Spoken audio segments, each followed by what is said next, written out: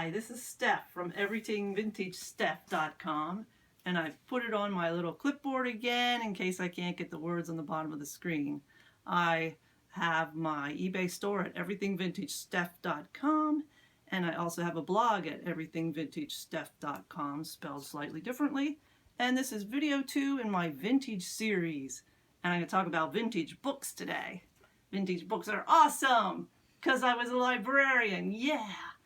And before I do that, I always like to show you a little part of my eBay room in my eBay basement. And today it's going to be my packing materials that I have stashed under the stairs. There's a little bit of it under here, but you'll probably see a lot of bubble wrap and some of this stuff.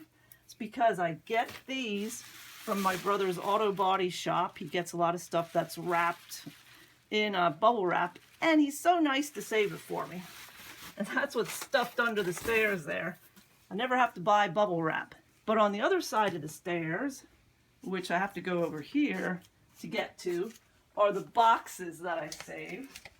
And some of those I get from dumpster diving. Oh, I don't get them, my husband gets them for me because I don't like to dumpster dive. But I also keep all my priority boxes in here, all the flat rate ones and whatever else I need, which of course you can get on the USPS website for free. Don't forget about that. And then I just keep an assortment of other styles of boxes in here. My husband does the dumpster diving for me in the shoe stores, at the shopping center.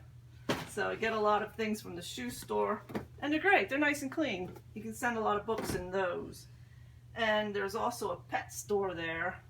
I don't know where the pet ones are, but they make nice boxes this size that, like the cat pouches and stuff, come in. And then, of course, when you have all your Christmas parties, who gives me all their leftover boxes? Everybody. I get everybody's leftover boxes at Christmas time.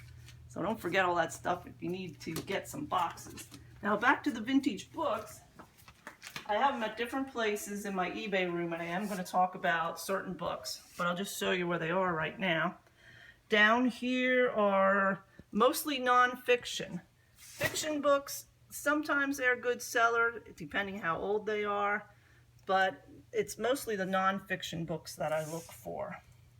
And that's where I have my random, like, nonfiction books. Then over here on this top shelf, because they don't all fit there, of course, I have children's books. Some of them are the old school textbooks, and I'm going to show you some of those in a minute. And sometimes I sell them in sets or separately, like The Progressive Road to Reading. That's just the one on the top. Then also over here are the books that I sell in sets. And most of these are children's books as well. These are all Hardy Boys books. These are not children's books, but I sell them as sets because they're all the same author. And as we go down here, I have a whole bunch of railroad books that actually I got from the person behind the camera. Amanda, thank you to your grandfather who saved all these railroad books. And art books and Dr. Seuss books and some others. So I'd like to show you some specific examples of vintage books that have been good sellers for me on eBay, or things that you can look for when you're out and about looking for vintage books. These three that I'm going to show you first are from my first pile that are just like random nonfiction books. This one is the Birdwatcher's Anthology. I picked this one, and all these are listed on eBay. Most of my prices are from $10 to $25 a book, or a stack of books. I picked this one because a lot of people are interested in birds, and it's a very good one for bird watchers.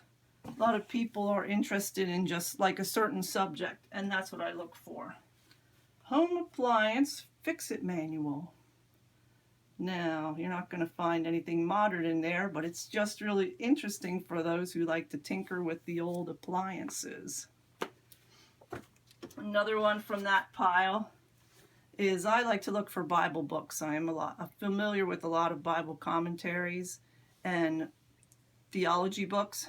So whenever I find those, I know that people still use these. and this is the New Bible Commentary. Probably, it's Erdman's. I know a lot of the publishers, so I know that was a good one.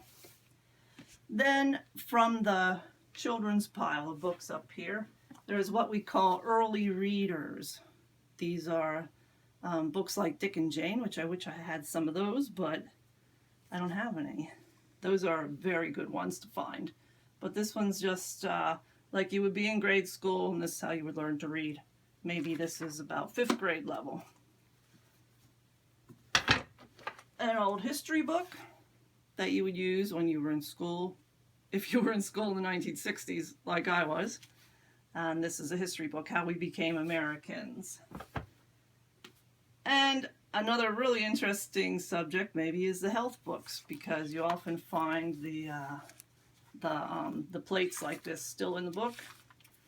I don't know if they make them this way anymore. But modern health might not be so modern today, so it'd be interesting to read about that. From my stack of children's books, I sell these all together. These are the little golden books. The way that you can tell if they're old, on the back, if there's no UPC code, that's a good indication. And the price on the front. This one actually has a UPC on the front, so it's not that old. But others that are in this stack, like the 69-cent one, that's not that old. The 25-cent ones would be older. So the lower the price, the older they are when it comes to those golden books. Another one that's similar to golden books are the elf books. And I'm selling these as all in one stack. Rand McNally book, elf books. They have really great graphics and illustrations inside. See how cute the little chickies are? Yeah. And kids still like to look at those today, but I really love the illustrations in those. Then I have a stack of old Disney books. The Chitty Chitty Bang Bang, Herbie Goes to Monte Carlo. You all know Herbie, The Old Parent Trap. And I'm selling all these together. Walt Disney's Tonka. Yeah. They all have great illustrations. And I'm going to end with my favorite, Dr. Seuss. When you see the larger books like these are the older ones, the larger ones. The others are, you know, like a normal size.